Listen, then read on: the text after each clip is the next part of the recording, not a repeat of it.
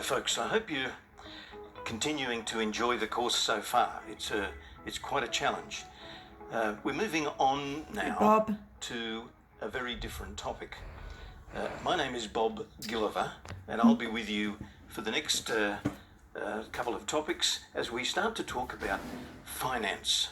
We're going to talk about how businesses actually finance growth. And this is a big deal for most organisations. When we use this word growth, what we're actually talking about is the business growing its assets. Growth does not mean growing the number of people that we employ or growing the sales or growing the market share, but in financial terms, when we talk growth, what we really mean is growth in the organisation's assets.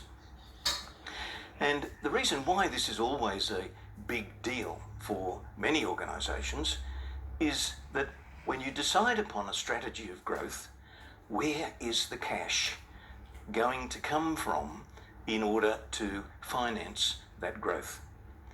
So in this topic and the next, that's going to be our primary focus. Where do we source the cash in order to be able to expand the business or grow the assets of the business? Now, you would have learned in earlier topics that one of the choices that confronts an organisation is whether to finance growth using what is called debt or indeed the alternative, which is equity. So in this next topic, we're going to actually talk about different forms of debt. Now, of course, just to remind you, when we talk debt, we're talking about borrowings, if you like. Borrowings which could be from the bank, could be a hire purchase company, could be a leasing opportunity, doesn't matter. If we're borrowing externally to the business, we call that debt. And that's to be compared with the alternative of equity. And when we talk equity, what we're saying is, shall we borrow or can we borrow or should we borrow from our existing shareholders? And again, there can be a number of different ways in which we do that. We could issue more shares, we could issue some convertible notes, we could issue some debentures. There's a great variety of what finance people would call instruments, both for debt and for equity. When we decide upon the particular tool that we're going to use, the technical word for that is that it's an instrument, a debt instrument or an equity instrument. Now, once we've decided upon which particular instruments we want, the next important thing to do is to decide and work out what's that going to cost. Now, when we talk about borrowing from the bank or borrowing from a hire purchase company or leasing, then typically what it's going to cost is the interest rate. So for debt, when we talk about this concept of the cost of financing, you can pretty much assume that what we mean by that is the interest rate that we have to pay. Not quite so clear in the case of equity. If we talk about what's the cost of equity, well, it depends on the type of equity. I said a moment ago that one of the types of equity might be that we issue shares.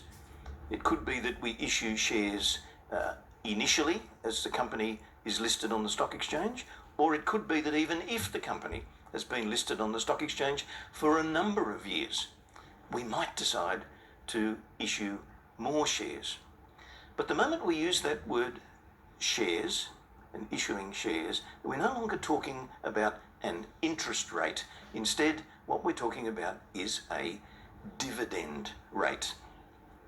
So the cost of financing when we're talking equity is usually the dividend rate. So it's the interest rate when we borrow from a lender, and it's the dividend rate when we borrow from our shareholders. But either way, we use the umbrella term, the cost of financing to cover both of these things. In other words, if we're going to use debt, if we're going to use equity, it's going to cost us. In the case of debt, it's the interest rate.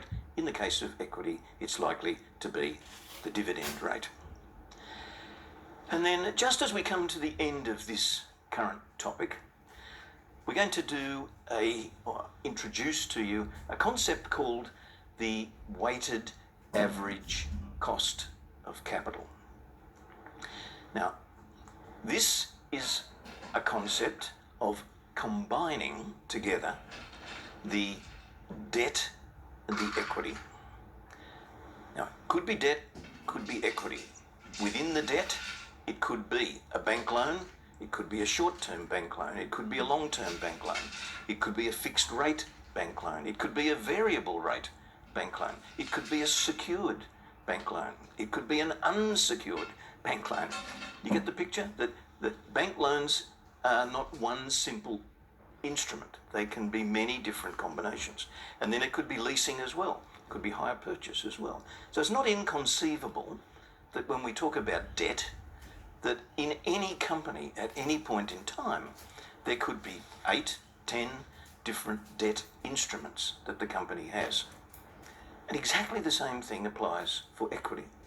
It could be that the company has issued some shares, issued some preference shares, issued some convertible notes to its shareholders, issued some debentures to the shareholders. It could be that even on the equity side, there could be 4, 5, 6 different instruments. So let's assume we've got 8 different debt instruments, 5 or 6 different equity instruments, all of them different rates of interest or different dividend rates.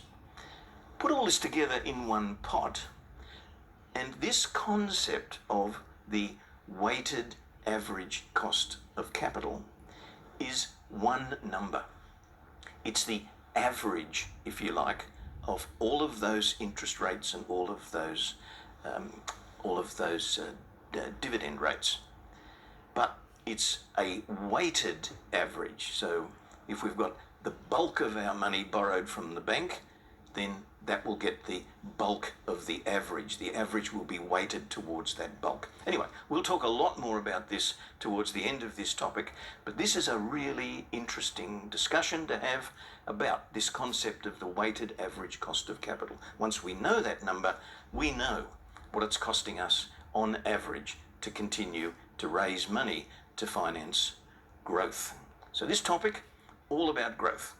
What we mean by growth, what the sources of finance are to enable growth to happen, how we measure the cost of that finance, and then how we package all that together into this one weighted average number, which helps us then to make decisions about which particular investment opportunities we're going to embark upon.